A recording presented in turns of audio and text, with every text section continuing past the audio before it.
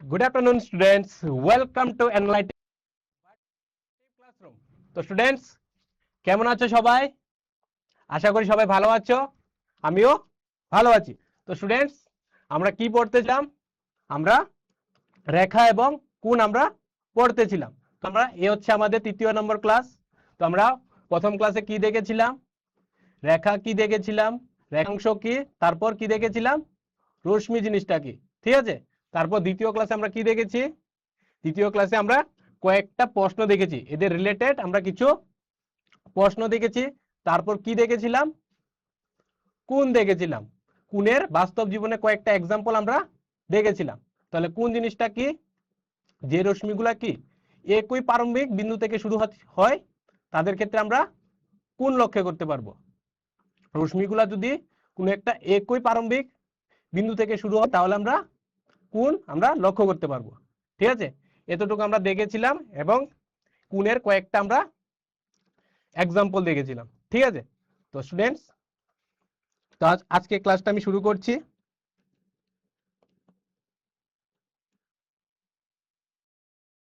এখন আমরা কোণের কয়েকটা কি দেখে নেব, বাস্তব জীবনে প্রয়োগ দেখে নেব। আমরা কি দেখতে পাচ্ছি যে একজন কাঠ মিস্ত্রি কি করছে, উনি একটা কি করছে, উনি একটা টেবিল বানাবে। ঠিক আছে, তো টেবিল বানানোর জন্য কি প্রয়োগ করছে? এ কোন বিদ্যা প্রয়োগ করছে। ঠিক আছে, এই কোন বিদ্যা প্রয়োগ করে কাঠ মিস্ত্রি উনি কি বানাবে, এই টেবিলটাকে বানাবে। এবং কি করে ইঞ্জিনিয়াররা বা নির্মাণকারীরা বিল্ডিং ডিজাইন করার সময় কি ব্যবহার করে? এ কোন বিদ্যার প্রয়োগ করে থাকেন। ঠিক আছে, এ হচ্ছে কোণের বাস্তব জীবনে কিছু একটা প্রয়োগ। ঠিক আছে, এ হচ্ছে কোণ। ঠিক আছে, এর মধ্যে আমরা কি দেখতে পাচ্ছি? এর মধ্যে আমরা দুইটা রশ্মি দেখতে পাচ্ছি। ঠিক আছে, যা হচ্ছে ও এ রশ্মি, তারপর হচ্ছে ও বি রশ্মি। ঠিক আছে, এই রশ্মির কি রয়েছে? একই প্রারম্ভিক বিন্দু রয়েছে যা হচ্ছে ও, যাদেরকে আমরা কি বলবো?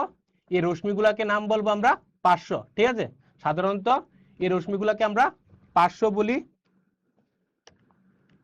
এবং এই পার্শ্বগুলাকে আমরা বাহুও বলে থাকি। ঠিক আছে,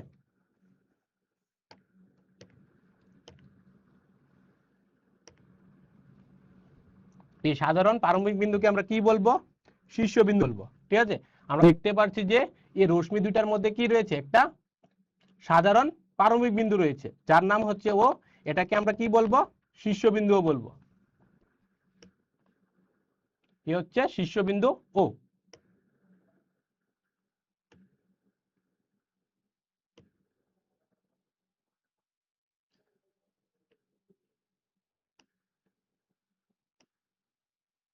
এ হচ্ছে একটা রশ্মি। ঠিক আছে, এ হচ্ছে আরেকটা রশ্মি। এই রশ্মি দুটার মাঝখানে কি দেখতে পাচ্ছি? একটা আমরা সাধারণ বিন্দু দেখতে পাচ্ছি। ঠিক আছে, যার নাম হচ্ছে ও। তাহলে আমরা কি বলবো? যে একটি কোণ কি হচ্ছে? একটি সাধারণ শীর্ষবিন্দু থেকে শুরু হওয়া দুইটি রশ্মির সমন্বয়ে গঠিত হয়। তাহলে কোণ কিভাবে গঠিত হয়? একটি সাধারণ শীর্ষবিন্দু থেকে শুরু হয় এবং দুইটি রশ্মির সমন্বয়ে এটা গঠিত হচ্ছে। ঠিক আছে, একটা সাধারণ শীর্ষবিন্দু থেকে শুরু হচ্ছে এবং দুইটি রশ্মির সমন্বয়ে কি এটা গঠিত হচ্ছে।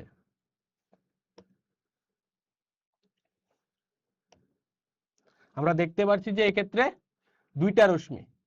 ঠিক আছে, যাদের নাম হচ্ছে কি, প্রথম রশ্মির নাম হচ্ছে কিউপি, আরেকটা রশ্মি হচ্ছে কিউআর।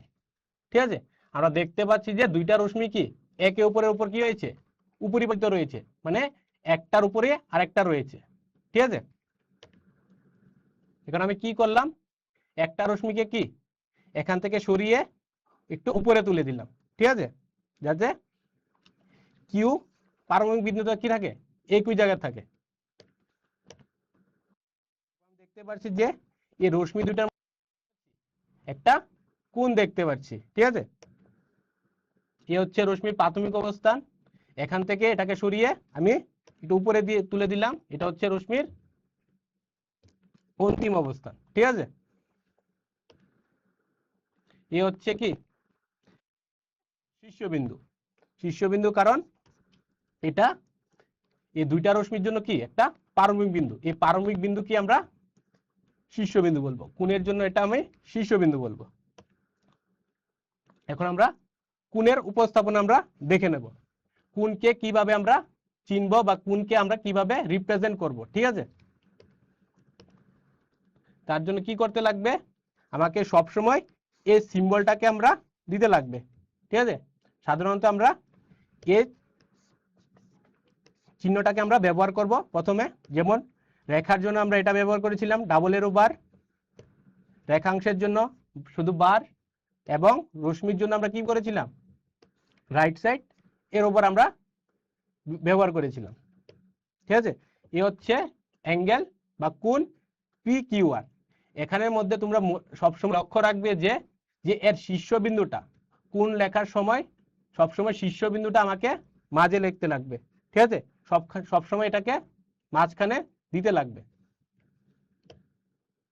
অথবা এটাকে আমরা এভাবে পি কিউ আর উপর সিম্বলটাকে আমরা দিয়ে দেব, এভাবে আমরা লিখতে পারি। এটাকে এই দুইটা সিম্বলে বা চিহ্নে এটাকে চিহ্নিত করা হয়, ঠিক আছে। কোণকে আমরা এই দুইটা চিহ্নে আমরা চিহ্নিত করব, সাধারণত আমরা এই চিহ্নটাকে আমরা ব্যবহার করি, ঠিক আছে। তো লিখে রাখো একটা জিনিস, কি বলছে যে একটি কোণের নামকরণের সময়, একটি কোণের নামকরণের সময় শীর্ষবিন্দুটি সর্বদা মধ্যে থাকা উচিত, ঠিক আছে। কোন একটা কোণ নামকরণের সময় তার শীর্ষবিন্দুটি সবসময় কোথায় রাখবে, মাঝখানে রাখবে, ঠিক আছে।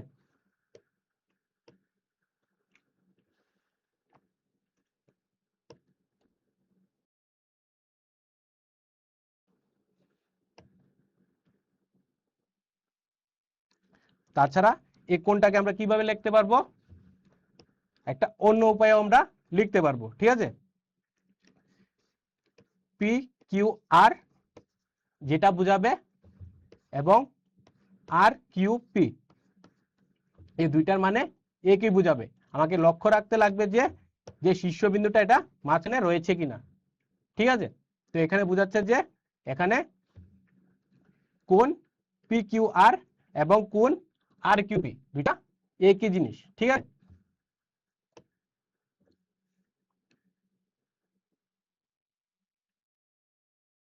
ঠিক আছে, তো আমরা কোণ পি কিউ আর একে কি বলবো, এটাকে কিভাবে পড়বো, এটাকে পড়ার জন্য আমাকে বলতে লাগবে যে কোণ কোণ পি কিউ আর, যেখানে কিউ হচ্ছে কি, কিউ হচ্ছে এটার রশ্মি দুইটার শীর্ষবিন্দু, ঠিক আছে। অথবা এটাকে আমরা কিউও বলতে পারি। এখানে এই কোণের জন্য আমরা আমরা শুধু এটাকে কিউও বলতে পারি।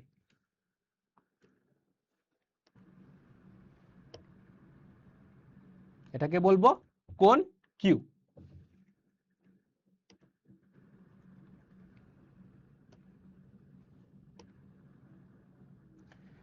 এখন কোণের উপস্থাপনের মধ্যে আমরা এই কোণটার দিকে লক্ষ্য করি। এখন স্টুডেন্টস বলো, এক্ষেত্রে আমরা কয়টা রশ্মি দেখতে পাচ্ছি, আমরা আমাদের দ্বিতীয় ক্লাসে দেখেছিলাম যে যে এর মধ্যে আমরা কয়টা এরকম রশ্মি আমরা দেখতে পাচ্ছি, ঠিক আছে। এরকম আমরা কিছু প্রশ্ন আমরা দেখেছিলাম। তাহলে এই ক্ষেত্রে আমরা কয়টা রশ্মি দেখতে পাচ্ছি, এক্ষেত্রে আমরা তিনটা রশ্মি দেখতে পাচ্ছি, ঠিক আছে। এই ক্ষেত্রে আমরা তিনটা রশ্মি দেখতে পাচ্ছি, ঠিক আছে। এছাড়া আমরা কয়টা কোণ দেখতে পাচ্ছি, এই ক্ষেত্রে আমরা দুইটা কোণ এখানে আমরা দেখতে পাচ্ছি, ঠিক আছে। তো এই দুইটা কোণের কি দেখতে পাচ্ছ, দুইটা কোণের একটা সাধারণ কি রয়েছে, শীর্ষবিন্দু রয়েছে, ঠিক আছে, যার নাম হচ্ছে এম, ঠিক আছে। এ হচ্ছে একটা কোণ, আমরা দেখতে পাচ্ছি। তাহলে কোনটাকে নাম কি করতে পারি, কোনটার নাম কিভাবে বলবো, কোনটার নাম বলবো আমরা কোণ NML বা কোণ LMN। ঠিক আছে, কোণটাকে আমরা বলতে পারি NML বা কোণ NML, অথবা কি বলতে পারি কোণ LMN, এটা বলতে পারি। এখন কি আমরা এই কোণটাকে শুধু M বলতে পারবো? এখানে প্রশ্ন হচ্ছে যে এই চিত্রের জন্য এই কোণটাকে শুধু আমরা অ্যাঙ্গেল M আমরা বলতে পারবো, কোণ M বলতে পারবো? একদমই না। কারণ আমরা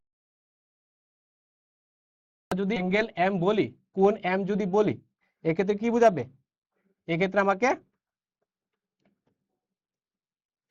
এক্ষেত্রে দুইটা কোণকে নির্দেশ করবে। ঠিক আছে, এক্ষেত্রে যদি আমরা শুধু কোণ M বলি তাহলে কি বোঝাবে, দুইটা কোণকে নির্দেশ করবে। ঠিক আছে, এক্ষেত্রে দুইটা কোণকে নির্দেশ করবে, একটা হচ্ছে এই বাঁ পাশের কোণটাকে, আরেকটা হচ্ছে এই ডান পাশের কোণটাকে। একটা হচ্ছে বাঁ পাশের কোণটাকে নির্দেশ করবে, একটা হচ্ছে ডান পাশের কোণটাকে নির্দেশ করবে। তাহলে কি বোঝাচ্ছে, এক্ষেত্রে আমরা ভিন্ন ধারণা পাচ্ছি। ঠিক আছে, যদি আমরা অ্যাঙ্গেল বা কোণ M বলি, এক্ষেত্রে আমরা দুইটা কোণের আমরা কি ধারণা পাচ্ছি। তাহলে এক্ষেত্রে কোনো স্পষ্ট ধারণা পাচ্ছি না কোনটা বোঝাচ্ছি নির্দিষ্ট করে। তাহলে কি দেখতে পাচ্ছি যে এটাকে যদি অ্যাঙ্গেল M আমরা বলতে পারবো না। ঠিক আছে, তাহলে বাঁ পাশে কোণটাকে লেখার জন্য আমাকে কিভাবে লিখবে, বাঁ পাশে কোণটাকে বোঝানোর জন্য আমাকে কোণ LMN লিখতে লাগবে। এ হচ্ছে এই বাঁ পাশের কোণটার জন্য নাম হবে LMN অথবা NML। ঠিক আছে, এটাকে আমি ঘুরিয়ে লিখলেও এটা একই মানে বোঝাবে। এটাকে যদি আমি ঘুরিয়ে লিখি এটা একই মানে বোঝাবে। আমাকে লক্ষ্য রাখতে লাগবে যে এর শীর্ষবিন্দুটা এটা মাঝখানে রয়েছে কিনা। আমরা দেখতে পাচ্ছি এক্ষেত্রে এটা মাঝখানে রয়েছে। ঠিক আছে, এখন আমরা যদি ডান পাশে কোনটা নাম করতে চাই তাহলে কিভাবে করব, ঠিক একইভাবে শীর্ষবিন্দুটাকে মাঝখানে রাখবো এবং এই রশ্মির অন্তিম বিন্দুগুলাকে কি করে দেব, এর দুনো পাশে দিয়ে দেব। ঠিক আছে, এই রশ্মির অন্তিম বিন্দুগুলাকে আমরা কি করে দেব, এর দুনো পাশে দিয়ে দেব। হয়ে গেল। ঠিক একইভাবে এটা আমরা OML ও লিখতে পারি। ঠিক আছে, OML লেখার পর আমাকে লক্ষ্য রাখতে লাগবে, ঠিক আছে, এর শীর্ষবিন্দুটা মাঝখানে রয়েছে কিনা। এই ক্ষেত্রে দেখতে পাচ্ছি যে এর শীর্ষবিন্দুটা কোথায় রয়েছে, একদম মাঝখানে রয়েছে। ঠিক আছে, তাহলে আমরা কোন এ চিত্রের জন্য আমরা এটাকে কোণ M বলতে পারবো না, কারণ কোণ M যদি বলি এক্ষেত্রে আমরা দুটা ভিন্ন ধারণা পাচ্ছি। ঠিক আছে, কোনটা হবে কোনটা হবে এটা আমরা নির্দিষ্ট করে বলতে পারবো না। যদি আমরা এইভাবে এটাকে যদি নামকরণ করি তাহলে আমরা স্পষ্টভাবে এটাকে আমরা চিহ্নিত করতে পারবো, এটা আমরা কোনটার কথা আমরা বলছি। ঠিক আছে,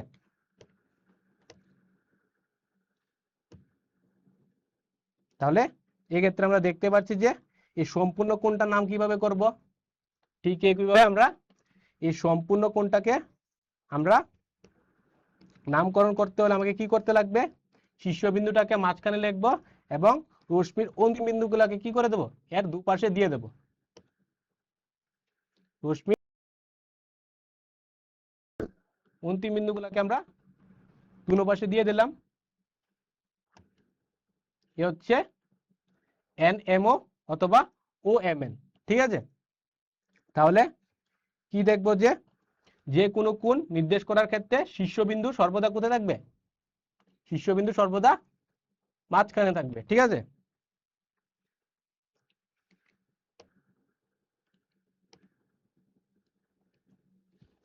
এখন বলছে যে PQ এবং PR বাহু দ্বারা গঠিত একটি কোণ আঁকো।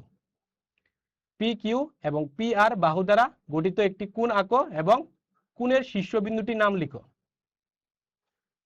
বলছে যে পি কিউ এবং পি আর বাহু দ্বারা গঠিত একটি কোণ আঁকো এবং কোণের শীর্ষবিন্দুটির নাম লেখো। চলো দেখে নেই। এ হচ্ছে পি কিউ এবং পি আর, ঠিক আছে, এবং এর মধ্যে আমরা একটা কোণ আঁকলাম। তাহলে কোণটার নাম কি বলতে পারবো আমরা? এক্ষেত্রে কোণটার নাম আমরা বলতে পারবো কোণ কিউ পি আর অথবা কোণ আর পি কিউ বা কোণ পি, ঠিক আছে। এতে আমরা কোণ পি বলতে পারবো, ঠিক আছে। কোণ পি দিয়ে বোঝাচ্ছে যে একটাই এখানে কোণ বোঝাচ্ছে। তাহলে এক্ষেত্রে শীর্ষবিন্দুটির নাম কি হবে? এই কোণটির শীর্ষবিন্দু কোনটা হবে? এক্ষেত্রে কোণটির শীর্ষবিন্দু হয়ে যাবে পি, কারণ এই বিন্দুটি কি দুটোটা রশ্মির জন্য প্রারম্ভিক বিন্দু। আমি বলেছিলাম যে যে বিন্দুটা দুটোটা রশ্মির জন্য প্রারম্ভিক বিন্দু হবে এটাকে আমরা কি বলবো? কোণের জন্য শীর্ষবিন্দু বলবো, ঠিক আছে। এক্ষেত্রে শীর্ষবিন্দুটি হলো পি, ঠিক আছে। এখন এই চিত্রের জন্য আমরা কয়টি কোণ রয়েছে তা দেখব এবং কোণগুলির নাম করব। আমরা দেখতে পাচ্ছি যে এই চিত্রের মধ্যে কি তিনটি রশ্মি রয়েছে। রশ্মিগুলো হচ্ছে ও এ, ও বি, ও সি। তাদের প্রত্যেকেরই কি প্রারম্ভিক বিন্দু হলো ও, ঠিক আছে, আমরা দেখতে পাচ্ছি। তাহলে এই ক্ষেত্রে কয়টি কোণ রয়েছে?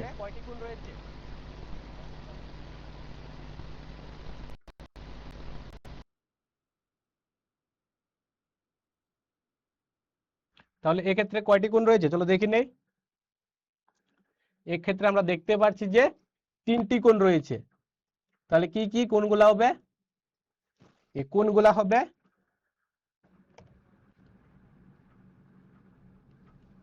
কোণ এ ও বি, একটা কোণ আমরা দেখতে পাচ্ছি।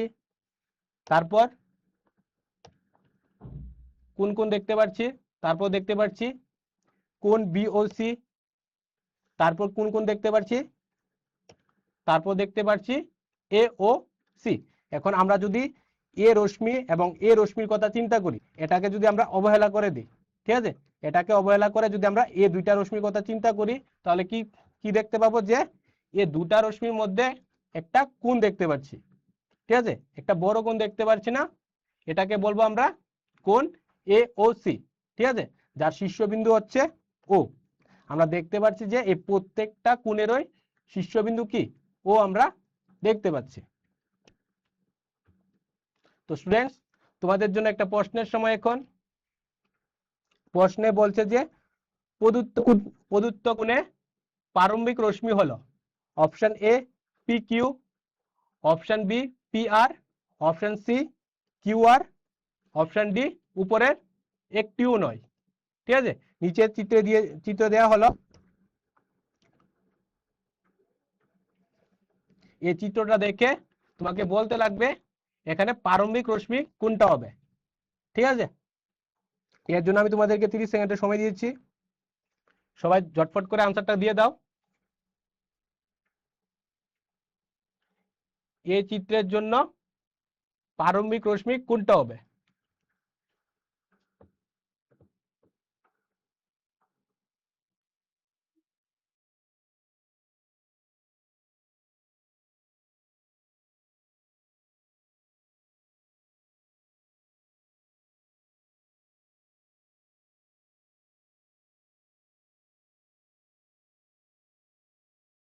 সময় শেষ স্টুডেন্টস। আমি দেখতে পাচ্ছি তোমরা অনেকেই সঠিক উত্তর দিয়েছ। সঠিক উত্তরটা হবে অপশন এ, ঠিক আছে। এক্ষেত্রে প্রারম্ভিক রশ্মি হচ্ছে পি কিউ। এখন আমি উত্তরটাকে আলোচনা করছি, সবাই মনোযোগ দিয়ে দেখো কেন এটা প্রারম্ভিক রশ্মি। তুমি দেখতে পাচ্ছ যে এই কোণটা, তুমি নিচের চিত্রে তুমি দেখতে পাচ্ছ যে এই কোণ কোথা থেকে শুরু হচ্ছে? এই রশ্মি থেকে শুরু হচ্ছে। এই রশ্মি থেকে শুরু হয়ে এখানে গিয়ে চলেছে, ঠিক আছে। এ হচ্ছে তার প্রাথমিক অবস্থান, এ হচ্ছে তার অন্তিম অবস্থান, ঠিক আছে। রশ্মিটা কোথায় থেকে শুরু হয়েছে? নিচের থেকে শুরু হয়ে উপরের দিকে যাচ্ছে। আমরা দেখতে পাচ্ছি এই কোণের ডাইরেকশন বা দিক দেখে। তাহলে এ হচ্ছে তার প্রাথমিক অবস্থান, নিচে হচ্ছে তার প্রাথমিক অবস্থান, উপরে হচ্ছে কি তার অন্তিম অবস্থান। তাহলে এই ক্ষেত্রে কি বলবো? এক্ষেত্রে আমরা দেখতে পাচ্ছি যে নিচে যে রশ্মিটা রয়েছে এটাকে আমরা বলি কি প্রাথমিক রশ্মি, ঠিক আছে, প্রাথমিক রশ্মি বা প্রারম্ভিক রশ্মি। চলো তারপর কি রয়েছে দেখে নেই। এখন বলছে যে তিনটি বিন্দু এ কমা B comma and see now যাতে তিনটি বিন্দু একটি সরলরেখায় না থাকে। কোয়েশ্চেন কি বলছে যে তিনটি বিন্দু নাও এ বি সি যাতে তিনটি বিন্দু একই সরলরেখায় না থাকে। আমি নিয়ে নিলাম তিনটা বিন্দু এ বি সি, তারপর বলছে যে নিম্নলিখিত প্রশ্নগুলির উত্তর দাও। চলো দেখে নেই। প্রশ্ন কি বলছে যে এ বি সি বিন্দু থেকে যে কোনো দুইটি বিন্দু দিয়ে তোমরা কয়টি রেখা আঁকতে পারবে? এই বিন্দু তিনটার মাধ্যমে তোমরা কয়টা রেখা আঁকতে পারবে? শুধু দুইটা বিন্দু আমরা ব্যবহার করে আমরা কয়টা রেখা আমরা অঙ্কন করতে পারবো? চলো দেখে নেই। আমরা কি দেখতে পাচ্ছি যে এই বিন্দু তিনটার মধ্যে দুইটা বিন্দুর মাধ্যমে আমরা শুধুমাত্র কয়টা রেখা অঙ্কন করতে পারছি? এক্ষেত্রে আমরা শুধুমাত্র এই ক্ষেত্রে তিনটা রেখা অঙ্কন করতে পারছি। একটা দুইটা তিনটা আমরা রেখা আমরা অঙ্কন করতে পারছি, ঠিক আছে। তাহলে এই বিন্দু তিনটা ব্যবহার করে আমরা তিনটা রেখা আমরা অঙ্কন করতে পারবো।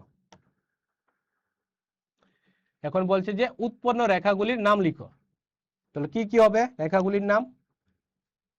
এ হচ্ছে এ বি রেখা, এ হচ্ছে বিসি রেখা, এ হচ্ছে এসি রেখা, ঠিক আছে।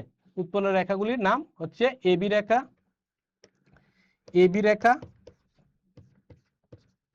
বিসি রেখা, তারপর কি রেখা? এসি রেখা আমরা দেখতে পাচ্ছি।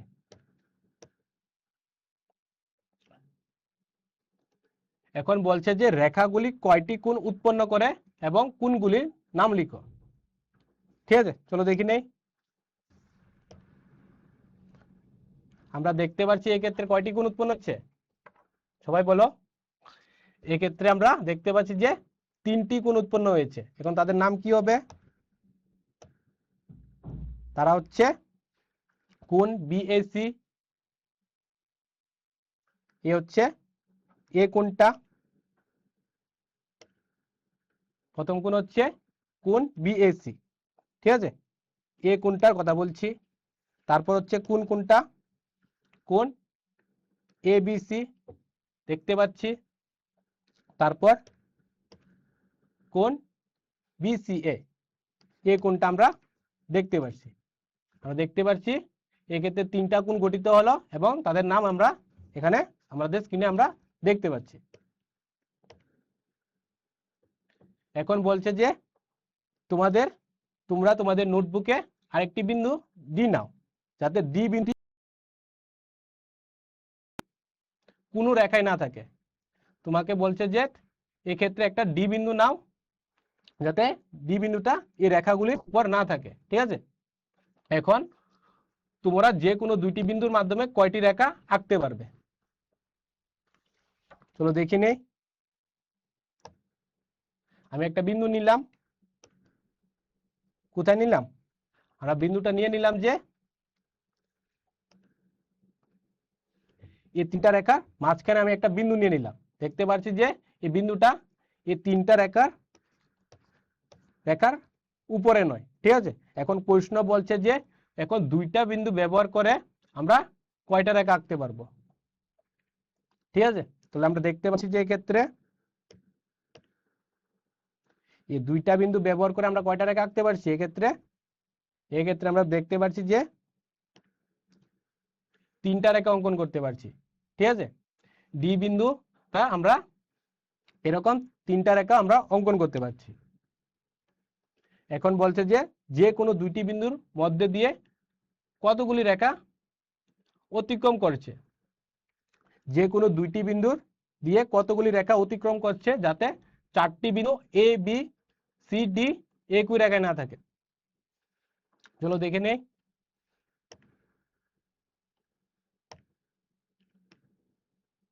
আমরা কি দেখতে পাচ্ছি যে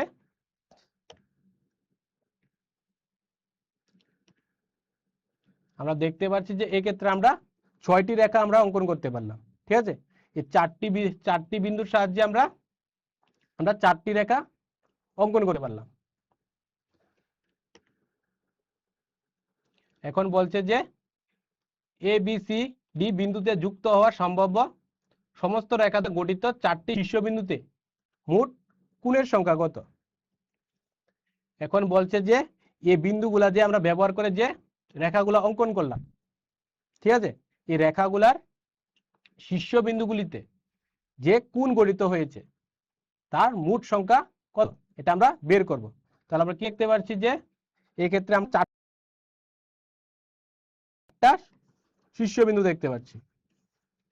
ঠিক আছে, এই ক্ষেত্রে আমরা 4টা শীর্ষবিন্দু দেখতে পাচ্ছি এবং কি দেখতে পাচ্ছি যে আমরা দেখতে পাচ্ছি যে প্রতি শীর্ষবিন্দুতে প্রত্যেকটা শীর্ষবিন্দুতে 3টি করে কোণ উৎপন্ন হয়েছে। আমরা দেখতে পাচ্ছি যে প্রত্যেকটা শীর্ষবিন্দুতে 3টি করে কোণ উৎপন্ন হয়েছে। যদি তুমি এই শীর্ষবিন্দু কথা চিন্তা করো, তুমি যদি এ শীর্ষবিন্দু কথার চিন্তা করো, তুমি দেখতে পাচ্ছ যে এই ক্ষেত্রে 3টি কোণ উৎপন্ন হয়েছে। একটা দেখতে পাচ্ছ উপরের দিকে, একটা হচ্ছে নিচে, আর একটা হচ্ছে দুটোটাকে মিলিয়ে একটা হবে একটা বড় কোণ। তাহলে আমরা দেখতে পাচ্ছি যে কোণ এ এর জন্য আমরা 3টা দেখতে পাবো, এখানে আমরা 3টা দেখতে পাবো, ডান পাশে 3টা দেখতে পাবো এবং নিচেও আমরা 3টে দেখতে পাবো। তাহলে মোট কত হবে? মোট হয়ে যাবে 3 × 4 মানে 12টা কোণ আমরা দেখতে পাবো। তাহলে আমরা দেখতে পাচ্ছি যে 4টি শীর্ষবিন্দুর প্রতিটিতে 3টি কোণ গঠিত হলো এবং এই 4টি শীর্ষবিন্দুতে মোট গঠিত কোণের সংখ্যা হলো কত? 12টি। এখন আমরা কি দেখতে পাচ্ছি? আমরা দেখতে পাচ্ছি যে 2টা কোণ দেখতে পাচ্ছি। ঠিক আছে, প্রথম কোণের নাম হলো কোণ এ ও বি এবং দ্বিতীয় কোণের নাম হচ্ছে কোণ কি পি ও কিউ। আমরা দেখতে পাচ্ছি যে উভয় কোণের কি শীর্ষবিন্দু এ কি মানে ও শীর্ষবিন্দু। এখন বলছে যে শুধুমাত্র পর্যবেক্ষণ করে কোণগুলি তুলনা করো, কোনটি বড় কোণ তা নির্ণয় করো। ঠিক আছে, এখন বলছে যে এই 2টা কোণের মধ্যে কোনটা বড় তা আমরা চিন্তা করতে লাগবে। তো দেখে নেই, আমরা বলতে পারি যে অ্যাঙ্গেল বা কোণ এ ও বি হলো বড় কোণ। ঠিক আছে, আমরা দেখতে পাচ্ছি যে আমরা স্পষ্টভাবে দেখতে পাচ্ছি যে কোণ এ ও বি হলো কি বড় কোণ। এখন বলছে যে এই ক্ষেত্রে আমরা 2টা কোণ দেখতে পাচ্ছি। এখন বলছে যে শুধু পর্যবেক্ষণ করে কোণগুলি তুলনা করো এবং কোনটি বড় কোণ তা নির্ণয় করো। এখানে প্রথম কোণের নাম হচ্ছে কোণ এ ও বি এবং দ্বিতীয় কোণের নাম হচ্ছে কি কোণ পি ও কিউ। আমি দেখতে পাচ্ছি উভয় কোণের শীর্ষবিন্দু কি এ কি ও দেখতে পাচ্ছি। এখানে কোনটা বড় কোণ তা নির্ণয় করার জন্য আমাকে একটা পদ্ধতি আমাকে অবলম্বন করতে লাগবে। আমি দেখতে পাচ্ছি যে এই ক্ষেত্রে কি করলাম, এই ক্ষেত্রে আমরা উপরিপাতিত পদ্ধতি একটা অবলম্বন করলাম। ঠিক আছে, তো এটা আমরা ব্যবহার করে আমরা দেখব যে কি আমরা দেখতে পাচ্ছি যে এক্ষেত্রে নিচে রশ্মি 2টা একে অপরকে কি করে দিয়েছে, সম্পূর্ণভাবে ঢেকে দিয়েছে মানে ওভারল্যাপ করে নিয়েছে। এবং এক্ষেত্রে আমাকে লক্ষ্য রাখতে লাগবে যে ও শীর্ষবিন্দুটা কি একে অপরের উপর সম্পূর্ণভাবে অপরিবর্তিত হয়েছে কিনা। তারপর দেখতে লাগবে যে এর নিচে রশ্মি 2টা একইভাবে অপরিবর্তিত হয়েছে কিনা। তারপর আমরা দেখব যে এই কোণ দুইটার মধ্যে কোন শীর্ষবিন্দুটা বা কোন বিন্দুটা সবচেয়ে উপরে থাকবে। ঠিক আছে, এখানে আমাকে ফিক্স করে উপরে যাকে দেখতে লাগবে যে এই দুটার মধ্যে কোনটা উপরে রয়েছে। এক্ষেত্রে আমরা স্পষ্টভাবে দেখতে পাচ্ছি যে কিউটা কি বি থেকে উপরে রয়েছে, তাই তো। তাহলে আমরা কি বলতে পারবো যে আমরা বলতে পারবো যে কোণ পিও কিউ হবে বড় কোণ, কারণ এখানে আমরা দেখতে পাচ্ছি যে কিউ বিন্দু বি বিন্দুর উপরে আছে। তাই আমরা বলতে পারছি যে কোণ পিও কিউ হয়ে যাবে কি কোণ পিও কিউ হয়ে যাবে এক্ষেত্রে সবচেয়ে বড় কোণ।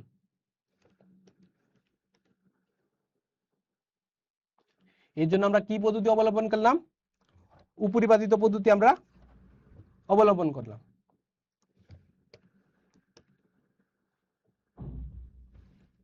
এক্ষেত্রে আমরা দুইটা কোণ দেখতে পাচ্ছি। এখন আমরা উপরিপাতিত পদ্ধতি ব্যবহার করে কোণগুলি তুলনা করো এবং কোনটি বড় কোণ তা নির্ণয় করো। এক্ষেত্রে আমরা দেখতে পাচ্ছি যে উভয় ক্ষেত্রে নিচে রশ্মি দুইটা কি একে অপরকে সম্পূর্ণভাবে ঢেকে দিয়েছে এবং উপরের রশ্মিগুলোও কি একে অপরকে সম্পূর্ণভাবে ঢেকে দিয়েছে, এবং আমি দেখতে পাচ্ছি যে প্রারম্ভিক বিন্দুটা কি সম্পূর্ণভাবে উপরিপাতিত হয়ে গেল। তাহলে আমরা কি বলতে পারবো যে এক্ষেত্রে কোণ দুইটা কি কোণ দুইটা একই পরিমাপের, মানে এক্ষেত্রে কোণ দুইটার মান কি হবে সমান হবে, কারণ আমরা দেখতে পাচ্ছি যে রশ্মিগুলা কি একে অপরকে সম্পূর্ণভাবে ঢেকে দিয়েছে এবং এর এর শীর্ষবিন্দুটাও কি ওভারল্যাপ করে নিয়েছে। তাহলে এই ক্ষেত্রে আমরা বলতে পারছি যে উভয় কোণের মান কি সমান হবে। এখন বলছে যে কোণ এ ও বি এর বাহু দৈর্ঘ্য বাড়াও এবং কোনটি বড় কোণ তা যাচাই করো।